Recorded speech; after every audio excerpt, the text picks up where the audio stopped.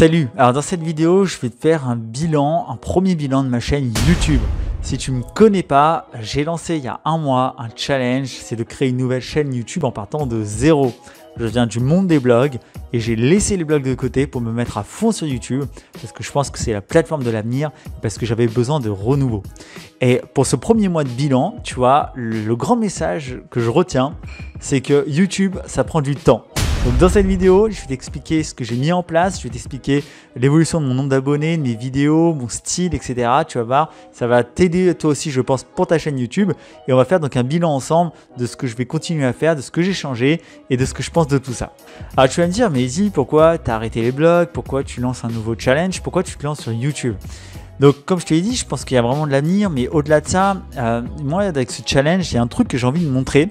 C'est que c'est possible pour tous les nouveaux créateurs de contenu qui débarquent de partir de zéro, de se lancer aujourd'hui en 2021 et même après, et de réussir à bâtir quelque chose de grand. C'est vraiment ma conviction profonde, c'est qu'aujourd'hui, malgré la concurrence, malgré le fait que beaucoup de niches sont saturées, malgré le fait que tu aies déjà des gros poissons dans la plupart des thématiques, c'est possible de faire ton trou et de percer. En tout cas, c'est vraiment l'objectif de cette chaîne YouTube et c'est vraiment ce pourquoi je vais me battre, c'est de te prouver que c'est possible aujourd'hui de se lancer même si c'est déjà saturé. Et je pense que c'est un vrai problème de pas mal de gens aujourd'hui qui sont sur le web et qui découvrent la création de contenu, c'est que déjà ils ont peur. Ils ont peur parce qu'il y a beaucoup de monde et c'est vrai que la concurrence elle est sévère, on va pas se mentir, c'est quand même compliqué, il y a du monde. Mais en fait, moi ce que j'aimerais te montrer, c'est que si tu arrives à créer un contenu différent, si tu arrives à créer un contenu inspirant, et un contenu où en fait plus qu'un contenu, à créer une personnalité et à être quelqu'un de différent et d'inspirant, tu vas pouvoir réussir à te démarquer et à avoir ta communauté de fans. En fait, je pense qu'un des gros problèmes majeurs pour beaucoup de créateurs de contenu aujourd'hui, c'est qu'ils font des contenus purement techniques. Ils vont essayer de copier ce qui marche bien, des sujets qui vont être beaucoup pensés pour le référencement, mais finalement, ils vont un petit peu déshumaniser ces contenus et on va juste être dans de l'informatif pur et dur. Et si tu veux, les gens, en fait, au bout du 10e contenu informatif qu'ils consomment, ils en ont ras-le-bol.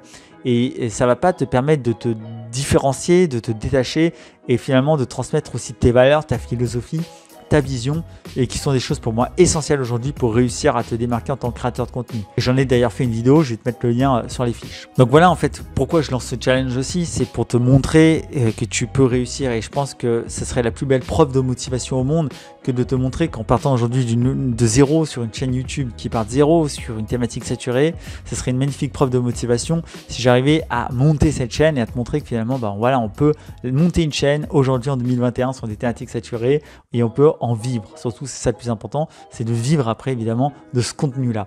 Donc c'est le challenge et si ça t'intéresse déjà, abonne-toi pour pas louper les prochaines vidéos. Donc c'est parti pour le bilan, je vais parler de 3 points clés. Donc le premier point, ça va être l'évolution de mon nombre d'abonnés et pourquoi je m'en fous. Le deuxième point, ça va être l'évolution de mon nombre de vidéos et ce que je te conseille sur la fréquence. Et mon troisième point, ça va être sur l'évolution de mon style et sur le référencement versus la passion. Donc je vais te parler un petit peu de tout ça et je pense que ça va te donner pas mal de clés aussi si jamais tu débutes comme moi sur YouTube.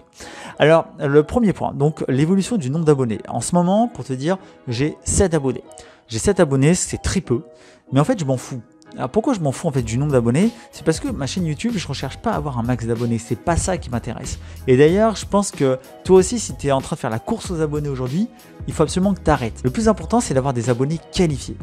Et moi, je préfère largement avoir une chaîne YouTube avec 500 abonnés ultra qualifiés qu'une chaîne YouTube avec 10 000 abonnés dont les 3/4 n'ont rien à foutre de mes vidéos. Et ça devrait être le même cas pour toi. Parce que ceux qui vont t'aider à vivre de ta chaîne, c'est ceux qui vont être fans de toi. C'est ceux qui vont suivre tes vidéos, c'est ceux qui vont s'inscrire à ta liste et c'est ceux qui vont acheter derrière tes produits, tes formations ou ton coaching. Et donc en fait, ces gens, ils seront toujours minoritaires. Ce sera toujours une toute petite portion de ces gens-là qui vont te faire vivre. C'est la loi de Pareto. 20% des gens vont te rapporter 80% de tes résultats. Donc en fait, on s'en fout finalement d'avoir 10, 100, 1000, 10 000, 100 000 abonnés. On n'a rien à faire. Donc ce qui compte, c'est vraiment d'avoir des gens qui sont passionnés par ce que tu fais et qui te suivent.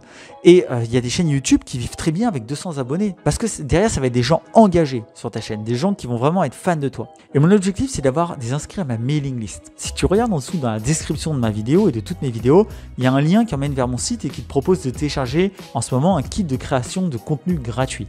Et mon objectif, mon cœur de ma stratégie, il est là. C'est-à-dire qu'en fait, mes vidéos YouTube sont pas là pour me donner des abonnés YouTube, elles sont là pour faire une vitrine de mes compétences dans la création de contenu et donner envie aux gens d'aller plus loin. Et donc de s'inscrire à ma mailing list pour recevoir leur kit et derrière recevoir donc mes mails et mes futures offres de formation, d'accord, et les futures formations que je vais lancer. Donc c'est vraiment l'idée en fait de ma stratégie. Et toi, en tant que créateur de contenu aujourd'hui, ton objectif doit être le même. Tu dois surtout te focaliser sur la construction d'une mailing list. Donc voilà un peu pour le nombre d'abonnés, mon point de vue et mon évolution. Alors le deuxième point dont j'ai envie de te parler, c'est le nombre de vidéos. À l'heure actuelle où je fais cette vidéo, sans compter celle-là, j'en ai 13. J'en ai 13 sur ma chaîne en un mois. Alors au début, je suis parti sur un rythme de 3 vidéos par semaine. Mais en fait, là, je suis en train de me rendre compte que je devrais en faire plus. Vraiment, je pense qu'au début, c'est important de bombarder ta chaîne YouTube. Alors pourquoi ? Tout simplement parce qu'en fait, je vois ça comme une grille de loto. Tu sais, quand tu joues une grille de loto, plus tu vas cocher le numéro et plus tu vas avoir des chances de toucher la bonne combinaison gagnante. YouTube, je vois un peu ça pareil. C'est-à-dire que plus tu vas faire de vidéos, plus tu vas cocher des cases, et c'est-à-dire toucher différentes tranches de la population que tu vises, d'accord, et donner plus de chances d'avoir une vidéo jackpot. Une vidéo jackpot, c'est quoi? C'est une vidéo qui va bien marcher, qui va bien se référencer et qui va devenir un pilier sur ta chaîne. Ça va être une vidéo qui va ensuite t'apporter un max de visiteurs et qui va t'aider à grossir ton nombre d'abonnés et ton nombre d'inscrits à la mailing list. Et en fait, plus tu vas créer de vidéos et plus finalement ça va te donner de différents points d'entrée, différentes chances d'avoir cette vidéo jackpot.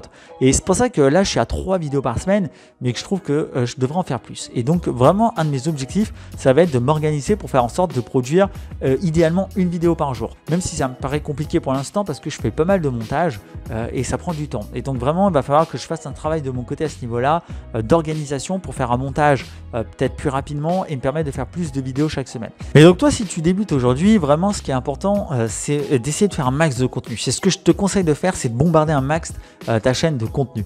Et c'est pas faire évidemment des contenus pourris, mais c'est vraiment essayer, voilà, de faire passer des petits messages. Je pense que le meilleur moyen de faire ça, c'est de faire des vidéos pas trop longues avec des messages courts, directs et qui vont vraiment aider ton audience. Donc c'est un peu l'enjeu et c'est un petit peu voilà ce que je te conseille de faire. Alors le troisième point dont je vais te parler dans ce bilan, c'est aussi le style et l'évolution du style des vidéos. Tu regardes, si tu t'amuses un petit peu à regarder mes premières vidéos et les dernières que j'ai faites, tu vas voir qu'il y a déjà une évolution. Et c'est vrai qu'au départ, j'ai fait des vidéos qui étaient énormément axées référencement. C'est-à-dire que j'essayais vraiment de trouver des mots-clés qui marchaient bien par rapport à ma chaîne. J'utilise un petit logiciel qui s'appelle TubeBuddy, que tu connais peut-être. Et ce logiciel t'aide en fait à trouver les bons mots-clés pertinents pour ta chaîne. Et au début, j'ai utilisé pas mal ça, mais c'est vrai qu'en fait, avec le temps, ça me fait un peu chier. Pourquoi ? Parce que des fois, il va me donner des mots-clés qui peuvent être pertinents pour ma chaîne, mais sur des sujets dont j'ai pas envie de te parler. Et le truc, c'est que ça va se ressentir dans mes contenus. Si j'ai pas envie de t'en parler, je vais être moins à fond qu'un sujet où je suis vraiment à fond en ce moment et dont j'ai envie de te parler et qui, en plus, je pense évidemment, qui va t'aider parce que le but, c'est toujours de t'apporter de la valeur. Et du coup, j'ai un petit peu laissé ça dernièrement, un petit peu laissé tomber ces côtés purement référencement pour m'orienter vers des contenus qui sont plus proches de ce dont j'ai envie de te parler. Et en fait, c'est des contenus qui sont peut-être pas forcément optimisés pour ma chaîne, mais qui m'éclatent. Et je pense que c'est une autre façon aussi d'attirer des gens, c'est d'être passionné dans ta communication. Et Aristote en parlait, il disait qu'un bon orateur, c'est quelqu'un de passionné et quelqu'un qui est capable justement de créer une communauté, c'est quelqu'un qui va être à fond dans ce qu'il fait. Et moi, je préfère largement faire des contenus qui sont peut-être moins optimisés pour l'algorithme, mais qui vont être beaucoup plus prenants, beaucoup plus motivants, dans lesquels je vais être beaucoup plus motivé et qui vont peut-être plus t'accrocher à ce niveau-là. Donc c'est vraiment ça que j'essaye de faire. Alors c'est pas pour autant que j'envoie chier le référencement à 100%, tu vois, je vais quand même faire du référencement, mais je vais pas faire que ça. C'est-à-dire que je vais essayer d'équilibrer des vidéos optimisées vraiment pour le référencement, mais aussi donc des vidéos qui le seront peut-être moins, mais qui vont être plus proches de ce dont j'ai vraiment envie de te parler en ce moment. Et deuxième point aussi dans l'évolution de mon style, si tu regardes mes premières vidéos, j'étais pas mal dans l'humour. Et au début, j'ai essayé de faire des trucs un peu humoristiques parce que j'aime bien l'humour. Et j'ai essayé de faire des petits montages drôles. Si tu regardes mes premières vidéos, il y avait des petits effets de montage que j'ai essayé de mettre en place. Et en fait, le truc, c'est que je trouvais ça bien au début. Mais en fait, c'est vraiment pas ce que j'ai envie de te transmettre. Moi, ce que j'ai envie de faire sur cette chaîne, c'est t'inspirer. C'est te montrer que tu peux reprendre ta liberté grâce à la création de contenu.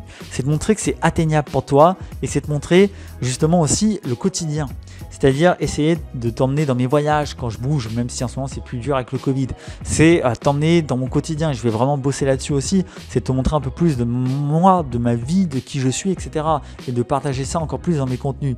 Et j'ai pas envie de mettre un filtre, si tu veux, un masque entre nous, un rôle avec l'humour. Parce que l'humour, j'ai l'impression qu'il y a un côté comique, divertissant, qui éloigne, si tu veux, d'une relation authentique et d'une relation de sincérité. Alors que moi, c'est ce que je veux avec toi. C'est une relation d'authenticité. C'est-à-dire te montrer le plus possible comment je suis tous les jours. Et pas rentrer dans un rôle de mec drôle et qui va essayer de te transmettre du contenu en te faisant rire. Alors mon téléphone vient de se casser la gueule, je l'ai sauvé juste à temps. Et je pense que toi aujourd'hui, tu dois faire absolument pareil sur ta chaîne. Il faut absolument que tu aies cette authenticité. En fait, il faut que tu fasses plus que du contenu. D'accord? Juste faire du contenu, ça ne suffit pas. Il faut que tu fasses, il faut que tu deviennes quelqu'un, il faut que tu deviennes une personnalité, il faut que les gens ne s'attachent pas à ton contenu, mais s'attachent à toi. Et le meilleur moyen de faire ça, c'est d'être authentique, c'est d'être toi-même, c'est d'être sincère et de vraiment te montrer tel que tu es. Et je pense qu'au début, sur Internet, quand tu te lances sur YouTube en tout cas, tu as cette tendance à vouloir jouer un rôle, à te montrer meilleur que ce que tu es et surtout à te montrer avec un filtre, avec un masque. Et ça, c'est pas bon. Ça, c'est vraiment pas bon. Je pense qu'il faut vraiment être authentique. Mais moi, je te dis ça, j'ai fait un peu cette erreur dans mes premières vidéos. J'avais un peu ce masque-là de l'humour finalement dans mes premières vidéos et ça me plaît pas. Et donc, je suis en train de virer ça parce que je veux vraiment te parler comme un pote, quoi. Vraiment qu'on soit comme si tu étais à côté de moi. C'est un peu ça, je pense, l'enjeu. Et c'est un peu comme ça que je compte me différencier et aussi t'inspirer en te montrant un peu plus mon quotidien, ce que c'est la vie d'un créateur de contenu au quotidien. Te montrer les étapes de mon challenge, te montrer vraiment mon évolution, parce que je pense que c'est ce qui va vraiment le plus te parler et le plus te donner envie de continuer aussi à me suivre. Donc voilà un petit peu le bilan, voilà un petit peu où j'en suis pour ce premier mois. Donc j'ai essayé de te faire un bilan chaque mois de l'évolution de la chaîne YouTube. Alors si tu veux rien louper, n'hésite pas à t'abonner à la chaîne évidemment. Et je te le rappelle, tu peux télécharger ton kit de créateur de contenu gratuit juste en dessous dans la description. En tout cas, on reste connecté et n'oublie pas que la vie ne se gagne pas, elle se vit. On est Business Fury, à très vite.